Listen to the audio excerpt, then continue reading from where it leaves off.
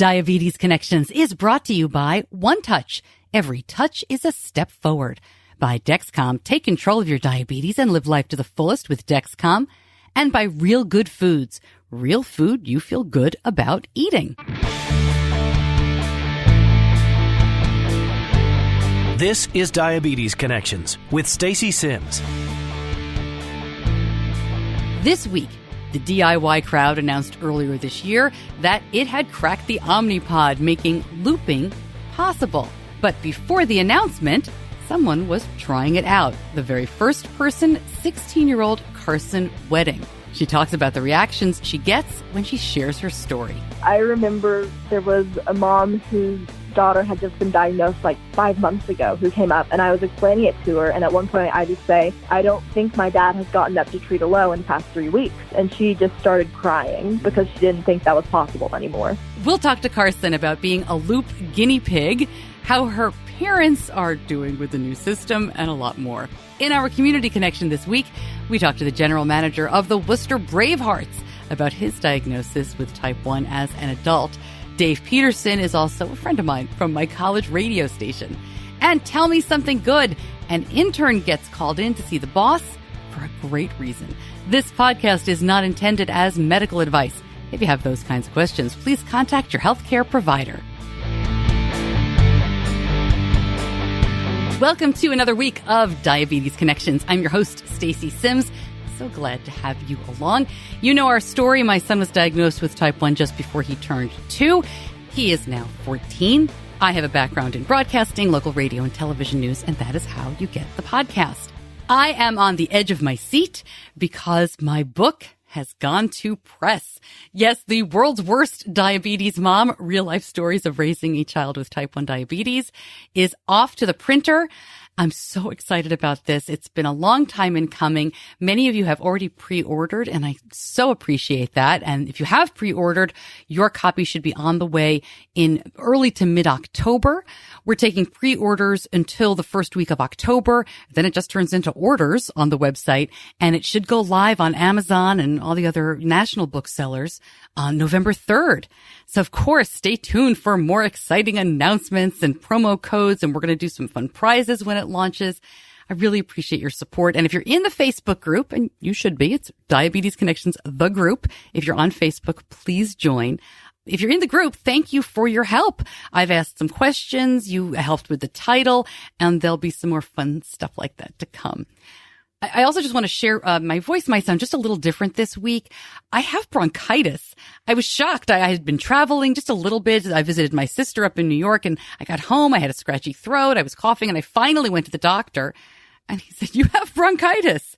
I don't remember last time I had bronchitis. So I'm over the hump, doing much better, sounding better. I can speak without coughing for, more than 5 minutes, which is very exciting. I was a little worried about getting the show out this week, but I think we're going to be okay. Diabetes Connections is brought to you by Dexcom. And when you have a toddler diagnosed with type 1, as I did, you hear rumblings for a long time about the dreaded teen years. It did hit us with full force a little early. I'm so glad we had the Dexcom. Benny's insulin needs started going way up around age 11. We really started seeing significant changes there. The hormone swings, the growth. I really cannot imagine managing diabetes during this crazy time without the Dexcom continuous glucose monitoring system. We can react more quickly to highs and lows, see trends, and adjust insulin doses with advice from our endocrinologist. I know using the Dexcom G6 has helped improve Benny's A1C and overall health. If your glucose alerts and readings from the G6 do not match symptoms or expectations, use a blood glucose meter to make diabetes treatment decisions. To learn more, just go to diabetes-connections.com and click on the Dexcom logo. We've talked in length about looping and open APS, the do-it-yourself systems that have been created over the last few years to close the loop, to have a CGM communicate with a pump and take the burden of managing much of blood sugars off of the person with diabetes or the caregivers. So I would urge you, if you're not too familiar with this stuff, to go back and listen to some of those episodes or do a quick Google for diabetes looping or open APS, because that will help as you listen to this interview. But about 3 years ago, James Wedding, who you may know as the president of Night Scout Foundation, very involved with the DIY community, he got really frustrated that looping wasn't available for the Omnipod system. His daughter Carson did not want to wear a tubed pump, and James was tired of waiting for a commercial solution. So he got a few people together and offered the Open Omni Bounty, a financial reward for cracking the code. Completely separate, I should say, from the Night Scout Foundation. These are two very different things. Earlier this year, James announced that they had done it. We covered that announcement on the show, did a couple of follow-ups on it. And as you can see, if you're on social media at all, more people each day are looping with Omnipod. But Carson was first. In fact, they quietly started doing this last November. I caught up to her, a very busy high school student, to find out what it's like to be a tester. Carson, thank you for joining me. I'm really excited to talk to you and learn more about your experience. It's a unique one. Thanks for doing this. Thank you. So tell me a little bit, what did your parents say to you when this all started? How did they say, we would really like you to try this thing that no one's ever done before? When Loop started, it was exclusively for Medtronic pumps. And so my dad got hold of one of the older pumps that was compatible with the system, and I told him, absolutely not. I'm not using a tube pump ever. So the second they cracked into the Omnipod, we were at Thanksgiving, and my dad just goes, Carson, do you want to try this? And I was like, why not? Well, wait, let's back up a second. So knowing that pumps are such a personal preference, right? And you said you'd never wanted to use a tubed pump. I'm curious what your dad's reaction was when he procured this hard to get, right, older Medtronic pump, and you said, no way. I mean, that's, it's a little hard to say no to something like that, but you said no. Yeah, I think he knew that I wasn't going to say yes, but he said, I feel like he decided he might as well try it and see what happens. All right, so this is Thanksgiving of last year, so we're talking almost a year ago, right? Yes, ma'am. Wow. Okay, tell us what it was like, if you wouldn't mind, that first time you put it on. Talk a little bit about how the process worked. I mean, a lot of people have done it since, but this was really new. Yeah. The first time I put it on, by the fact that I could bolus on my watch, which was a big deal. And then that night, my blood sugar skyrocketed to about 350, and I would not come down. And so we're sitting there all night up and trying to crank corrections in. And then in the morning, I get up and I reach around my back and my pod has ripped off. Oh, well, that explained it. Yeah, certainly did. So not the best start. No, definitely not. But you tried again. And then did looping work better once the pod stayed attached? It definitely did. The next issue we had with it was in December, when I managed to fry the battery because of all of the static. And so I just been shoving it in sweatshirt pockets, and it just stopped working. And we opened it up, and the battery was just crisp. Is that in the Riley link the battery was gone? Yes. It's interesting what you think you have, what you don't know you have to look out for. Yeah. But did it take you a while to figure out how to best loop for you? I have heard that it takes a while to adjust the basals in a certain way. It's different than when you're doing your own corrections and that sort of thing. Yes. There is definitely a learning curve because you have to be so much more precise when you're using loop. Because instead of just using your settings when you're both using that to make corrections. And so it also takes a while, like if you're adjusting from Thanksgiving break to a full school schedule, that was also a bit different. So you went from, Thanksgiving, and then, as I recall, your father posted this publicly for the first time in February. Do you remember what happened when he posted it? Did anything interesting or different happen to you? I think he sent me a screenshot of the Facebook post and just said, we're live. And at that point, I wasn't on Facebook, so it didn't really affect me. I guess what I'm getting at that's kind of funny is, in the diabetes world and in the diabetes online community, once your father posted this news, it was absolutely amazing. And then once it was posted a few months later that other people could get this and the code was out there, they could get the Riley link and start looping with Omnipod, it was another momentous occasion.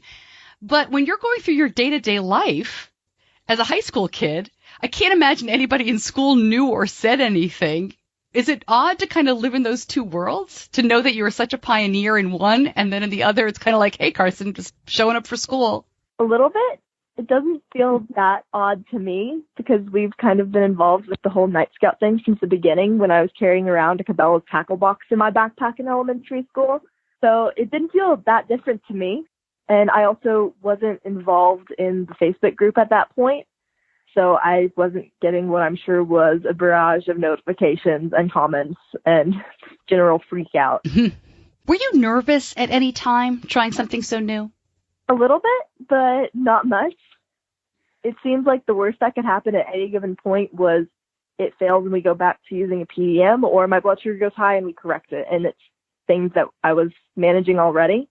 So the worst case scenario wasn't that bad. Can you take us through a little bit of the activities that you do? You're a busy kid. Yes, I'm really involved in the marching band at my school. And so that takes up a lot of my time, and that's most of my physical activity. Has Loop helped with that? Oh, definitely. Tell me a little bit about the difference kind of before and after. I have much more control over my blood sugars and have to spend less time sitting out to treat a low than I used to because I don't have to be the one monitoring my blood sugar while I'm on the field. Loop will do it for me. So that's one less thing for me to think about. It makes me smile to think about you talking about carrying the kit around with you in elementary school, because I have known your family and, the Night Scout evolution there. What do you think of the amount of involvement that your family has? I mean, you and your dad traveled to Friends for Life this summer. You are front and center on all this. Some kids really don't like their diabetes to be so much of a big part of who they are. It's interesting to me that you not only seem to have come to terms with that, but have really embraced it. Any idea how you've done that? I feel like I have just accepted the fact that diabetes is a part of my life, and so I might as well make the best of it and try to help others. What was it like going to Friends for Life? And I mean, I'm sure people wanted to talk to you about your experience working the Night Scout booth. Anything stand out for you from that? My favorite experience volunteering with Night Scout recently wasn't at Friends for Life, but it was at a diabetes conference here in Denver. And I remember there was a mom whose daughter had just been diagnosed like 5 months ago who came up, and I was explaining it to her. And at one point I just say, I don't think my dad has gotten up to treat a low in the past 3 weeks. And she just started crying because she didn't think that was possible anymore. And I think that was a really big part in my involvement recently. It must be interesting, though, to know that it's made that difference for your parents and not for you. I think that your mom and dad, I know as a mom myself, I'd almost not want my child to know everything I had to do for them. But your parents are really open with you, right? You've talked about this. Yeah, I think my parents are more open about it than some parents are, especially when we had Night Scout. My parents were constantly communicating with me, and they're like, hey, can you do a correction? Hey, go eat something. And so we got Loop up and running. There was less talking about diabetes in the house, and so just more talking about day-to-day life. That's a great point. So really, there's been less diabetes talk. Is that kind of a relief for you? Oh, definitely. So tell me a little bit more about that. I mean, was it like you'd come home from school and your mom would say, like, did you check? Did you bolus? What's going on with this? And now it's not there. Tell me a little bit more about that. That's pretty much exactly what happened. I remember, like, elementary school getting in the car on the carpool line. She's like, are you doing all right? How's your numbers? And so now when I get in the car on the way home from rehearsal, she's like, oh, how was rehearsal? How's your day? It's a lot more normal. That's great. Oh, I love to hear that. Any pitfalls with looping? I mean, I know that it's smaller than the Night Scout rig that you used to have, but it is still a few separate parts. Is it cumbersome in any way for people who aren't familiar or who are considering it? Do you feel like it works well for, I mean, you're a teenager who doesn't want to carry extra stuff. Coming from the PDM, the Riley link seems like nothing. And so I went from carrying around a PDM and a meter and all of that stuff to carrying just the Riley link in my phone. So I really don't have a problem with it. I know there's also specific phone cases online that you can print out and then attach your Riley link to the back of them, so that gets rid of the extra device. Yeah, that's a good point. I always forget that Omnipod folks had the PDM and now you don't with the loop. That's a big difference that I kind of forget about. Okay, good. And then the last thing is, any advice for kids your age or families listening who are thinking about doing something like this? I mean, DIY is interesting to a lot of people, but they also get nervous about it. Yes, I would say get involved as much as you can. Try and make friends within the community who have tried similar things that you're looking into, and ask questions before you try anything to see if it's going to be the right thing for you. Carson, I'm so thrilled to talk to you again. You're so well spoken. Your family has done so much for this community, and it doesn't get done without you wanting to do it. So thank you so much for playing such a huge part in the We Are Not Waiting movement. It's unbelievable. Thank you so much. Thank you.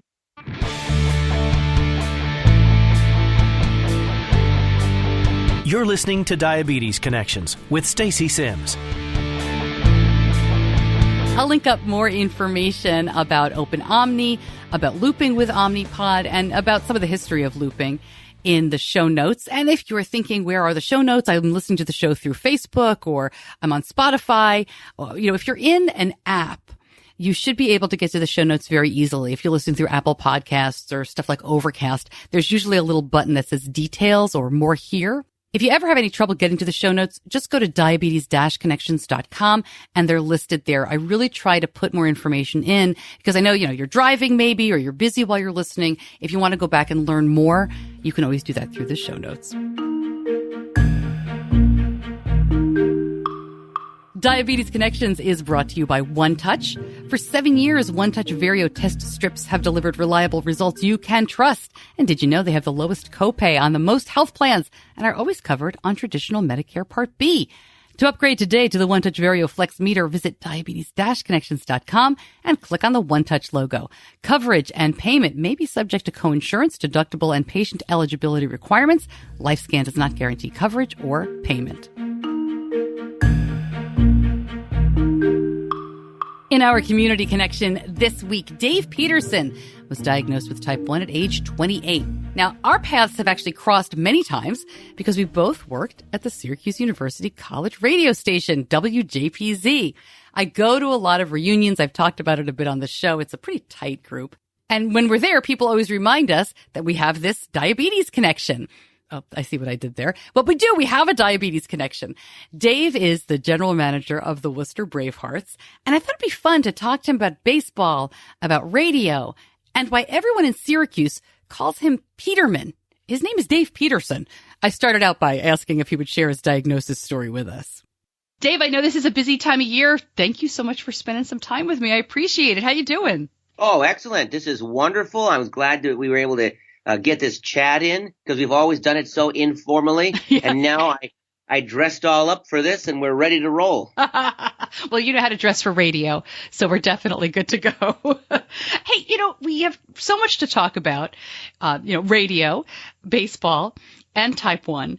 Let's start there because your story is not a typical diagnosis story in that you weren't diagnosed as a kid. Can you tell us about your diagnosis pretty much as a young adult? Yeah, sure. I was working for a baseball team in Worcester, Massachusetts, and it was 2008. My job with the team was basically I was the on-field entertainment, which meant that I tossed the T-shirts into the crowd. I was the MC of all the events that went on at the ballpark that summer. In addition to the work I did at the ballpark, I worked in the office, and I was the vice president of sales and marketing. And that summer, particularly, 2008, I remember, I can't even pinpoint when it started to happen, but I would probably run, 3 or 4 miles around the ballpark every night during a typical game.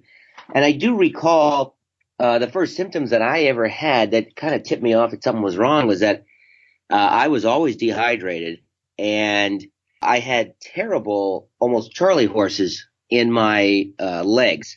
And so I'd run out on the field and do a contest and come back, and my legs, they just hurt because the muscles in my legs were pulled.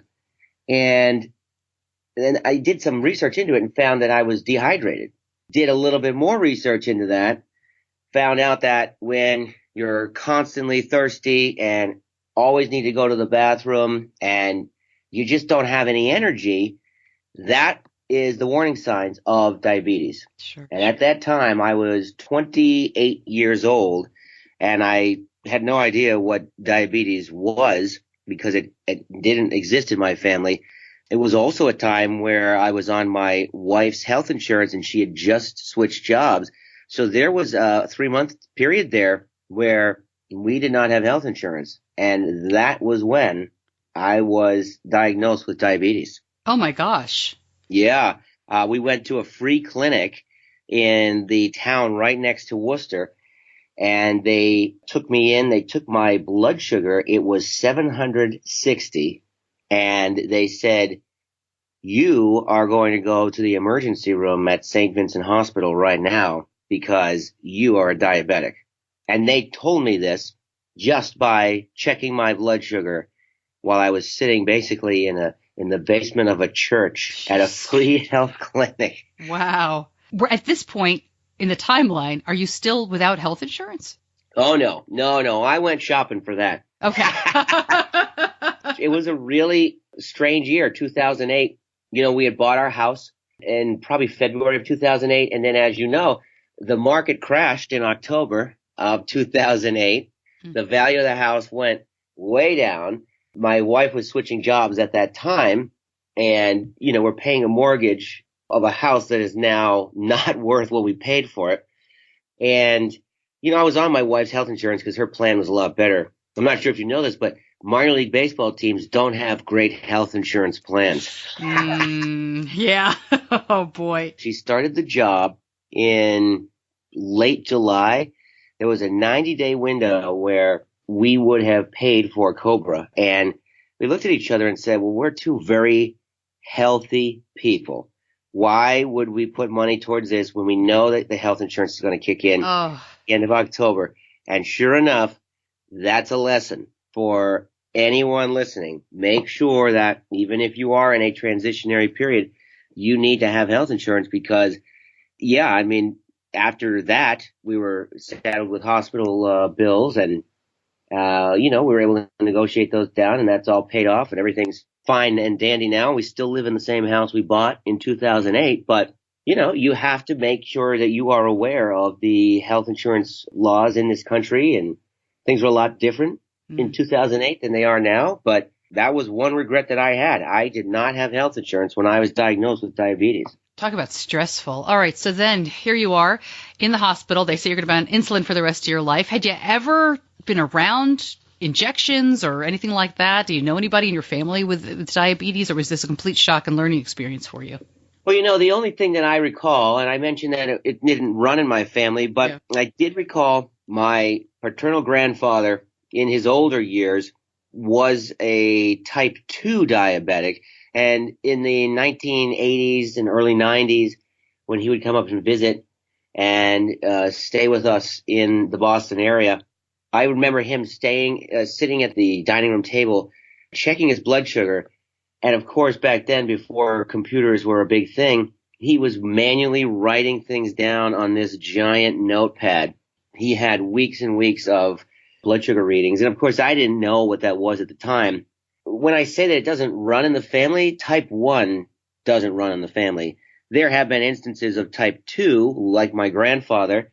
And then my grandmother, who's still alive and doing well, is a type 2 diabetic now, but she wasn't even diagnosed until after I was diagnosed in 2008. You know, that's really the only recollection that I have of diabetes. I know my sister had a friend that was a type 1 diabetic and wore this thing called an insulin pump. And I had no idea what that was. Did you go back, though, in the next season? I mean, that's some time to get acclimated, I suppose, but then you still have to learn diabetes and baseball.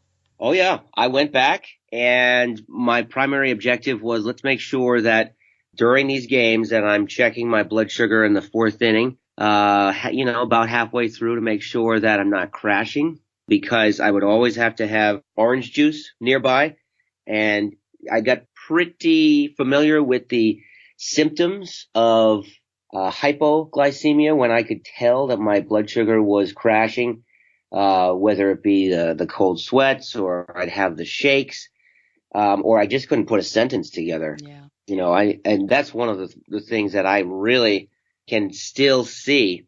I don't know if you know this, Stacey. I love to talk, and I tell when my blood sugar is shooting down because I can't form sentences. I'm always searching for words, and that's how I know that my blood sugar is going down. And that's when I check my blood sugar and see if it's accurate based on my meter reading.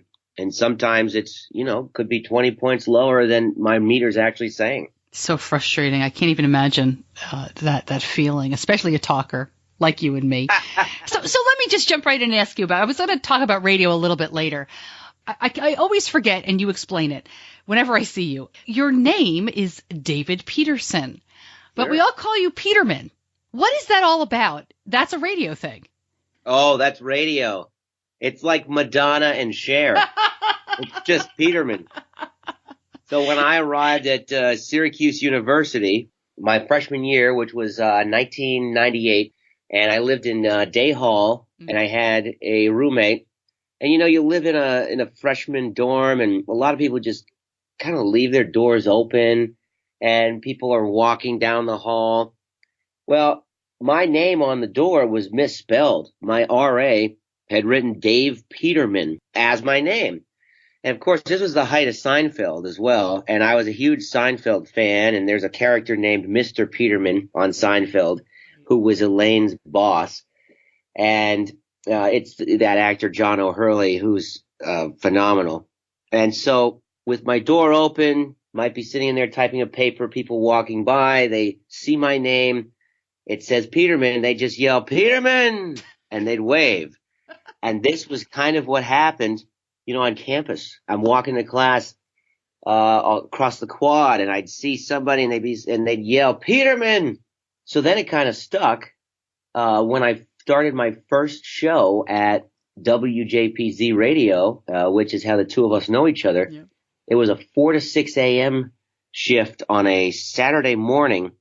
And glamorous. Woo. You had the spot, baby. That was available. I come in, and the person before me was John Gay, who graduated. He was in my class and comes to many of these WJPZ banquets as well. And it's 10 minutes before I open the mic, and I said, what am I supposed to call myself? You call yourself Jag.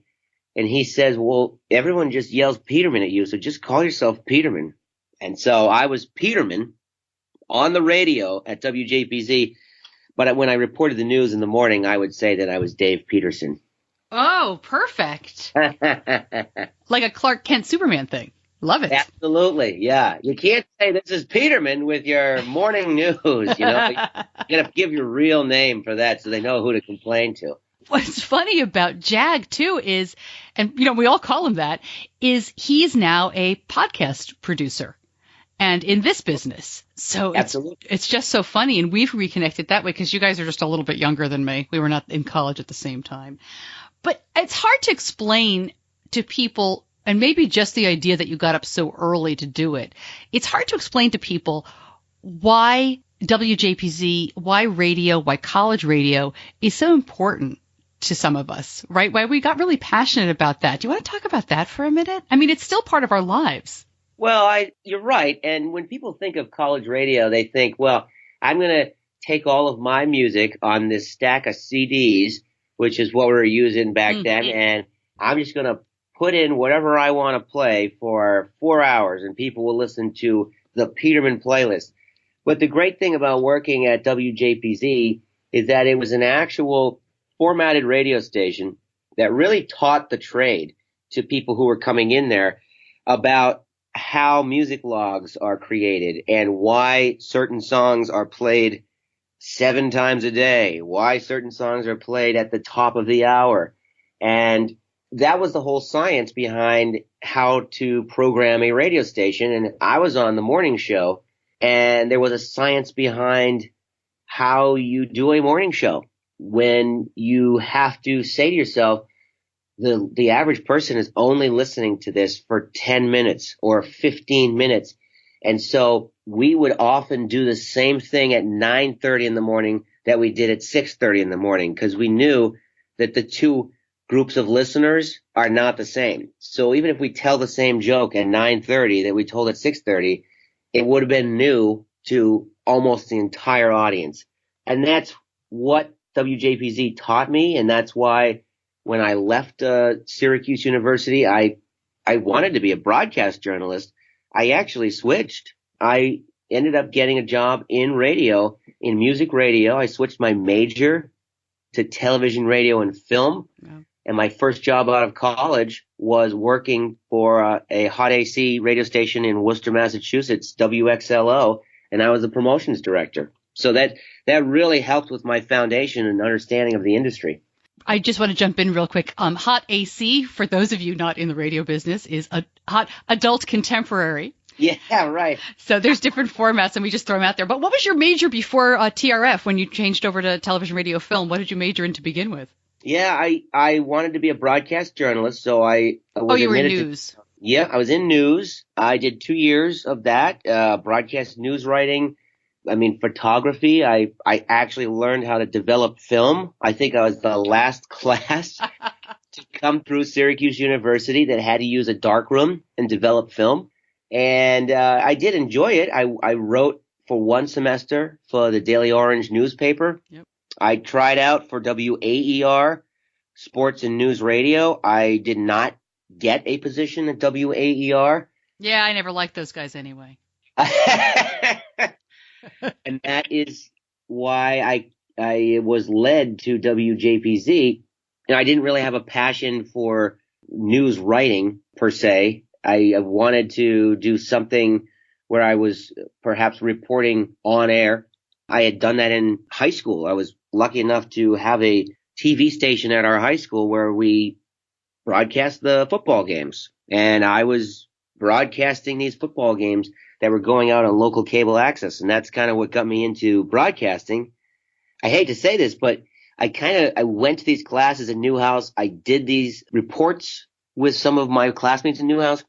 I didn't really love the people that I was hanging around with. It seemed like everyone was trying to impress each other with knowledge of sports. And if you didn't know who the New England Patriots drafted in the second round 3 years ago, then you don't know your stuff.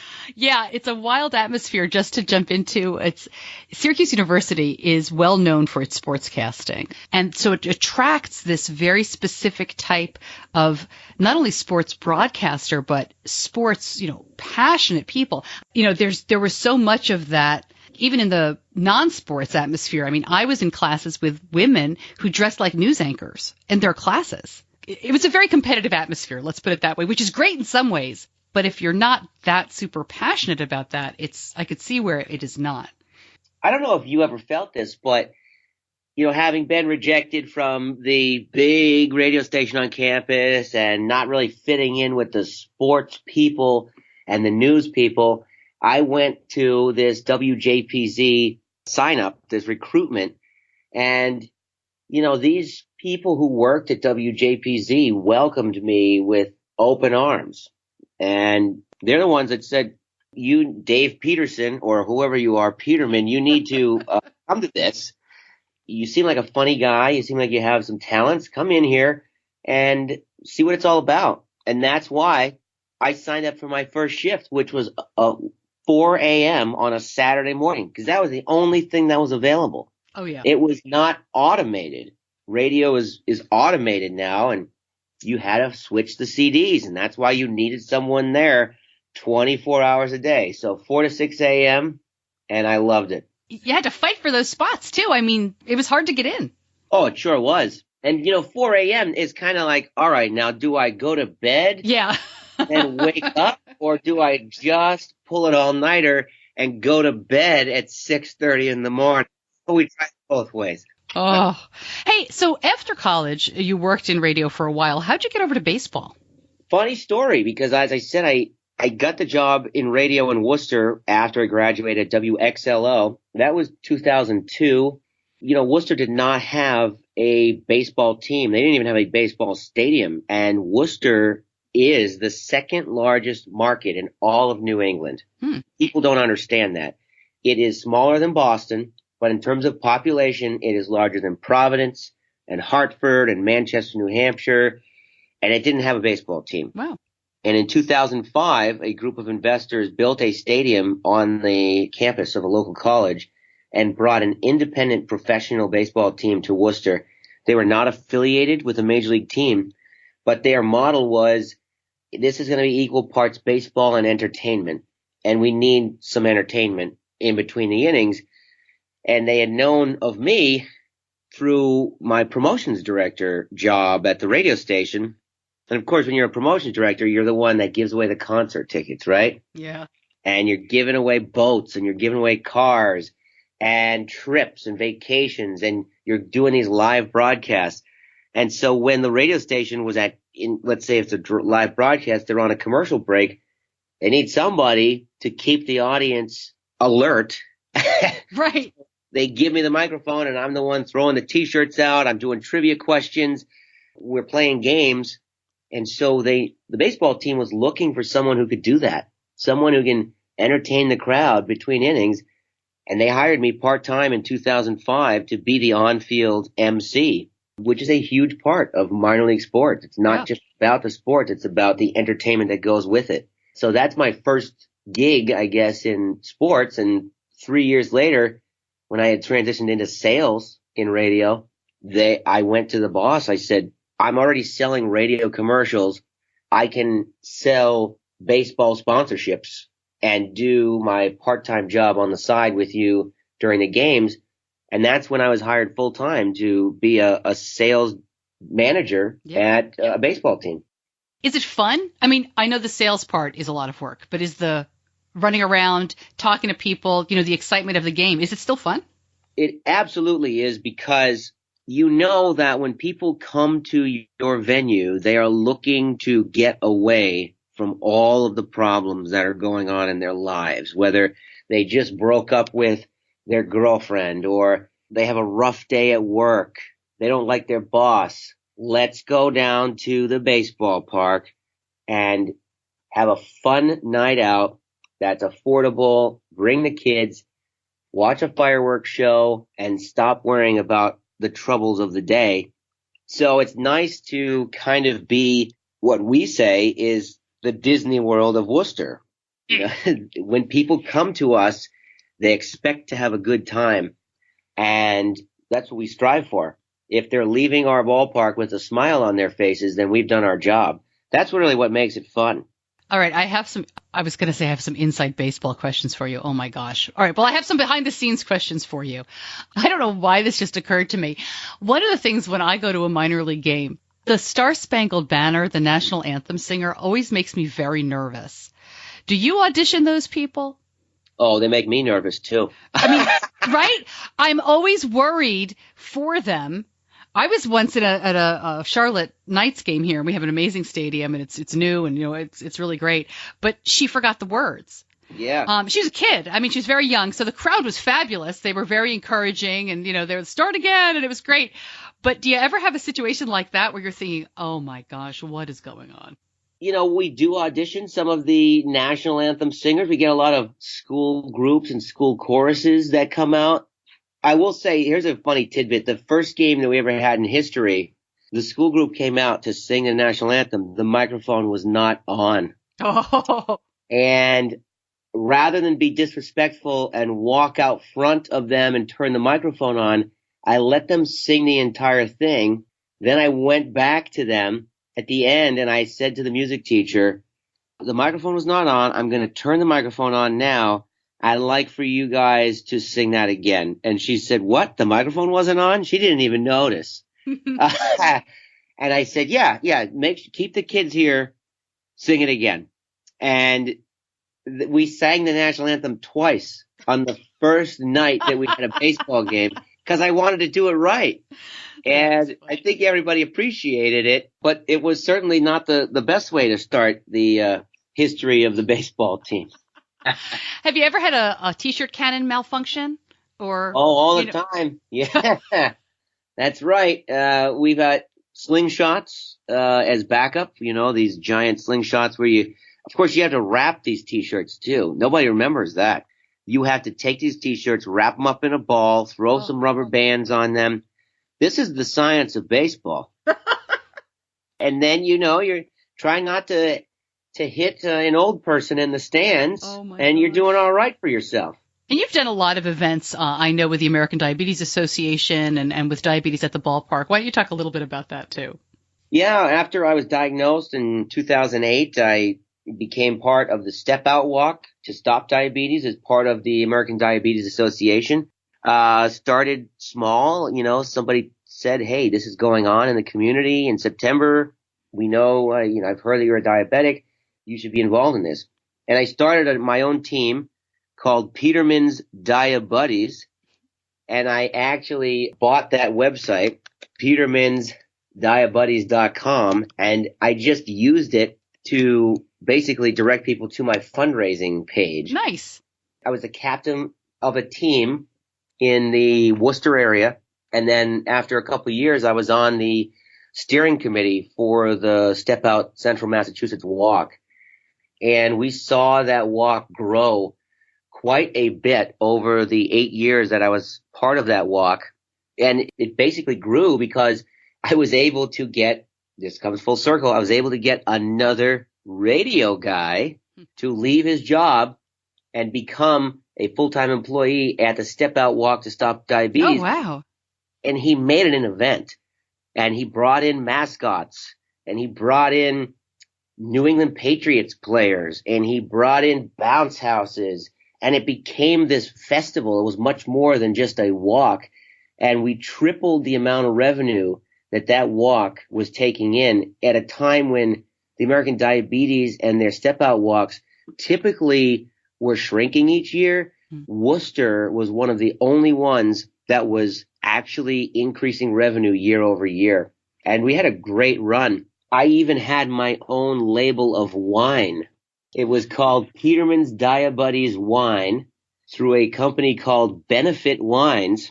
And I don't have to do anything with the wine. I have this local store private label it. And the logo was done by my good friend Marty Dundix, who is, again, from Syracuse. I worked at WJPZ with him, and he's an illustrator.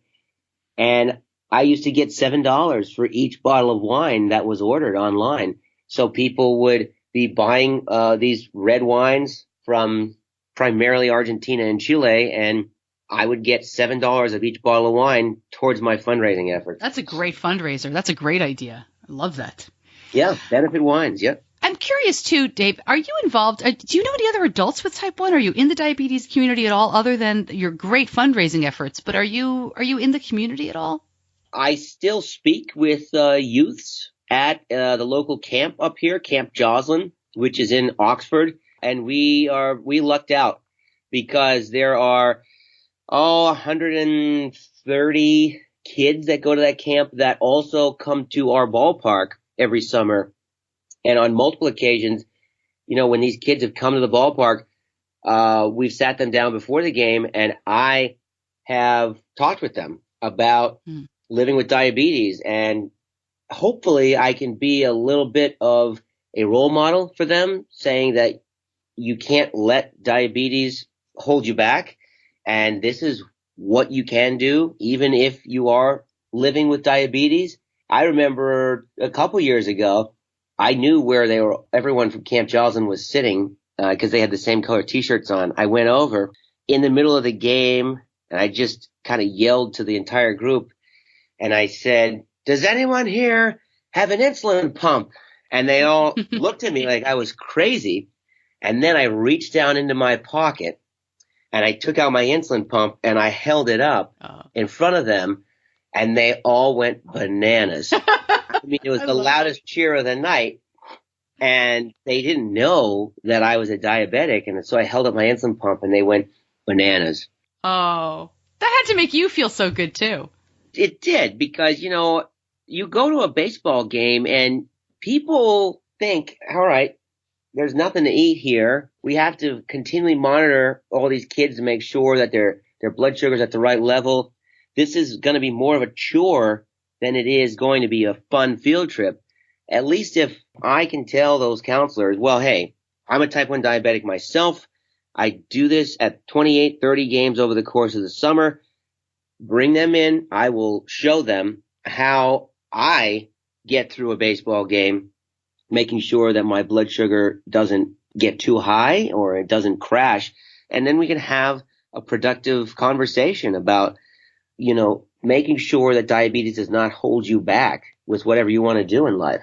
So that is part of the fun of being in baseball and being a spokesperson for diabetes and talking with kids. And I've got parents that come up to me now and say, hey, my son was just diagnosed. He's 7 years old and he's just diagnosed with diabetes. Will you talk to him? And I say, absolutely, sure. Let's sit down and we can talk about everything that you have to just keep your eyes on, but don't let it hold you back.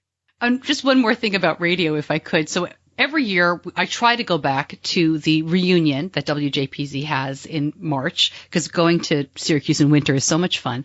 But it's so interesting to see how it never really leaves us. I mean, I'm still working in radio and in podcasting. You are, kind of out of the business, but you do this broadcast from the banquet, from the alumni group, for Facebook Live and everything. What's it like for you now these years later, to put the headphones on, to get in front of the microphone? It all comes back.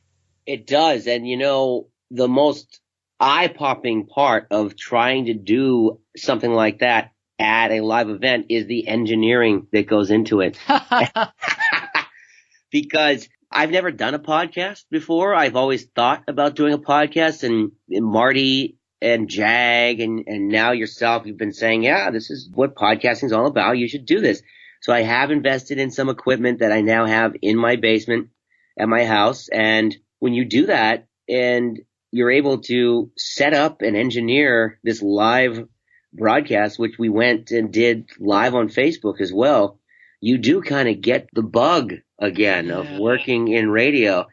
And this, the biggest thing about when you go live, we were live for, I think, an hour and a half, and we couldn't take a break because it was live on Facebook. Right. So we had to I was just pulling people over. Hey, Stacey, come sit in the guest chair. Hey, come talk to us. And then Marty and I used to just look at each other when we did radio together. And when we do a bit, at least we could play a song or a sponsorship. But we just look at each other and say, all right, we just finished all of our bits. There's still 45 minutes left in the show. What do you do? And he said, just killing time, buddy, just killing time. I love it. That's great. Well, it's great to kill some time with you. Thank you so much for hanging out with me and sharing your story. Keep in touch and let me know when your podcast goes live. I can't wait. Oh, absolutely. And thanks so much for everything you do to make sure that people are informed on diabetes. This is a wonderful opportunity, and I'm glad to be part of your show. Always fun to catch up with somebody with a great diabetes story who is also a friend. So I appreciate that very much, Dave. Thanks for coming on the show. Time for Tell Me Something Good. Tell Me Something Good is brought to you by Real Good Foods. You've heard me talk about the pizzas, the chicken crust pizza, the cauliflower crust pizza, the poppers, and the breakfast sandwiches. Well, I haven't told you, they have this great page on the website that help you with prep, because, these are so easy. You just heat them up and eat them, and it's good food, and it tastes good, good ingredients, but there are different ways to make them that make them even better. And my husband, he swears by kind of the frying pan method, just put it on the stovetop. I am a big toaster oven person. We are about to get an air fryer, and I have heard that is a game changer. Well, it's great for the Real Good Foods items as well, especially the stuffed chicken, I hear. So if you go to diabetes-connections.com and click on the Real Good Foods logo, then when you're in their website, go to the pro tips area and you'll see some really fun ways to make their products, which are always good, even better.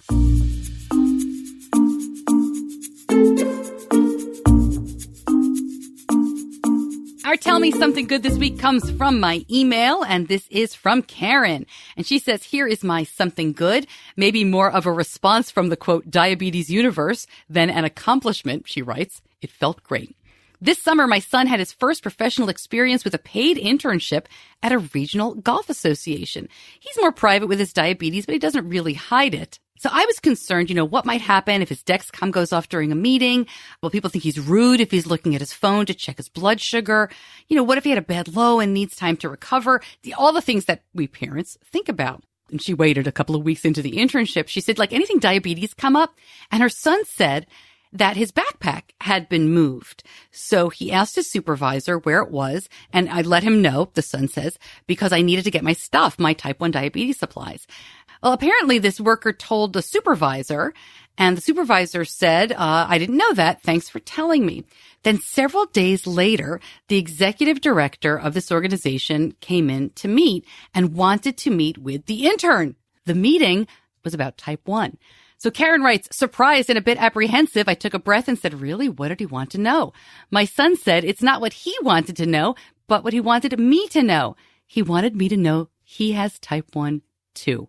We talked about diagnosis, technology, and he asked me if I wanted to partner with him in a 50-50 JDRF golf tournament that he was registered for. Should be fun. Stacey, Karen writes, every T1D parent and friend of mine that I've shared this story with knew how great this coincidence was for my son and for me.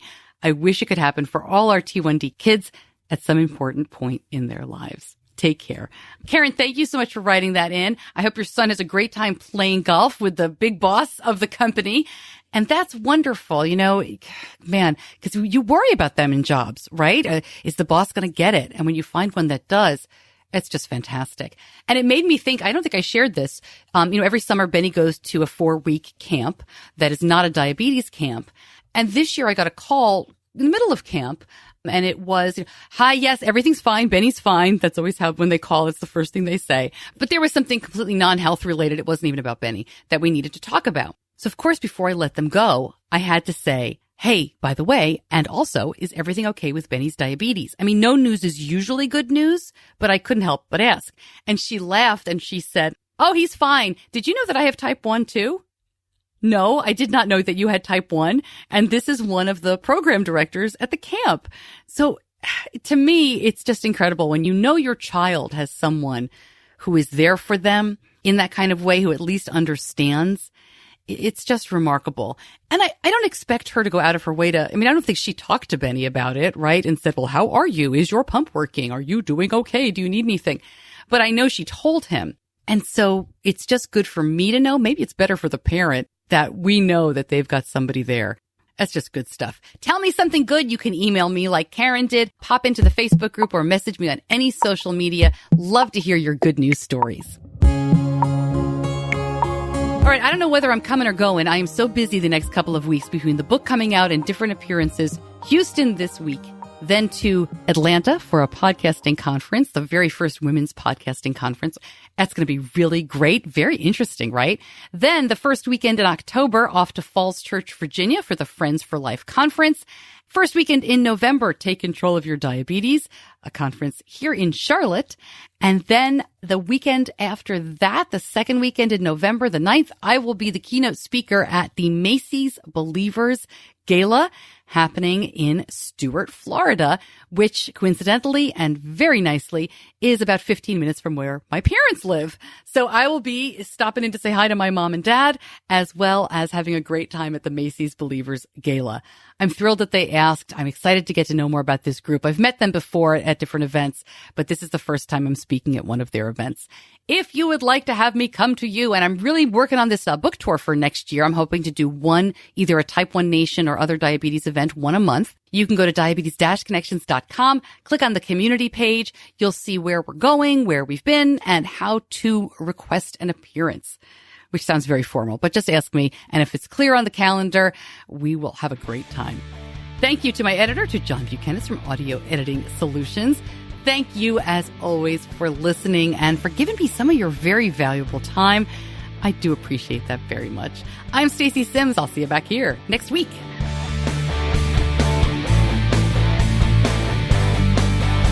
Diabetes Connections is a production of Stacey Sims Media. All rights reserved, all wrongs avenged.